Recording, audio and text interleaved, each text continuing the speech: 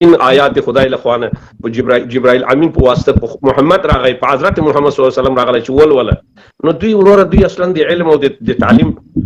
ضد خلق دي خو زه بیا دا وایم چې پروردګار دغه سه ظالمان نور پروردګار د دې وطن نور خلاص کا دغه ملت یو موټی کوي راځي لکه د ترکیه خلکو باندې سړکو ته راوځي دغه سبا راوځي ته وګوره چې په سلیر ساتو کې د مکتبونه خلاصي کنه په دې سلور د ولایتو کې راوځي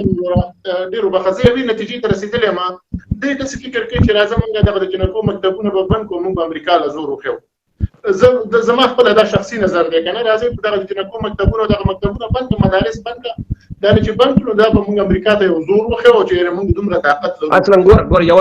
دغه دا خبر ما خپل په شمشاد ټلویزیون کې په اول ورځ کې وکړ چې دوی غواړي دغه ادرس نه چې د جنونو مکتب بند شي د امریکا نه امتیاز واخلي امتیاز دا و چې یا به موږ رسمیت پیژنه یا زموږ دغه پیسې چې بندي داخله شي هغه ورته وی چې ورور نه پیسې خلاصو نه د رسمیت پیژنم خو زه دا یو خبره کوم چې هر هغه افغان چې د خپل بچی باندې نه رحمیږي د خپل اولاد باندې نه رحمیږي لعنت دي شي کاغذ زیم ک مولا دی ک مفتی دی ک امیر المؤمنین دی لعنت دی په دغه انسان شي زه د خپل بچی ژوند د بل چا لپاره قرباني کوي ولې د خدای لپاره دغه کار مکوي یا خپل بچیان اسارت کې نغولي دي چې ماته پلانای پیسې راکې نو پار سره نور وخت هم نه نسم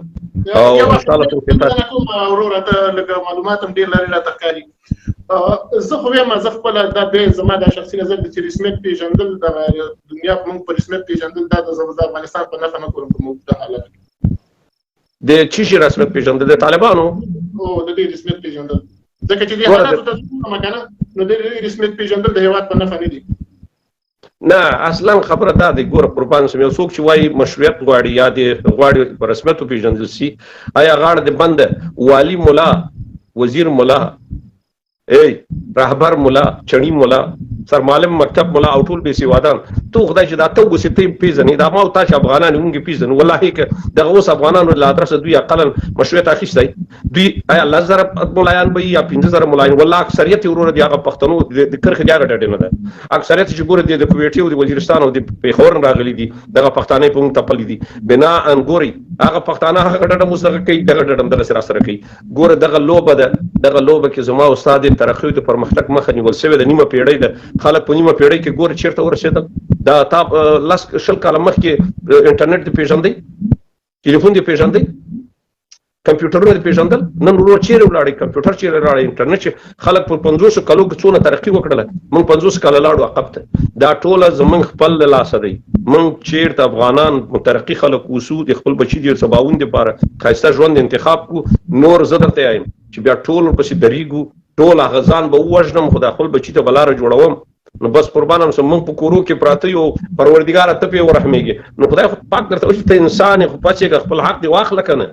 نو ته خو انسان خدای ودر کړای مقصد در کړی ورسره سره کینه کنه هم الله تر سره سکه خپل بچی دی وروره تاسو وګورئ د ګلبدین زمون د ګلبدین لورګان ډاکټرانی دی و د خدای لپاره ګلبدین د خلکو په مخ کې وروره د خلکو د انجونو په مخ کې تیزاب شیندي څنګه خپل لوړ تحصیلات امریکا ته لګي بچی د امریکا کې ژوند کوي زما لور باندې وروره زما بچی باندې مکتب باندې او دا دغه ملت ویډیو ملت دی کنه دا ملت نشي راځي کولای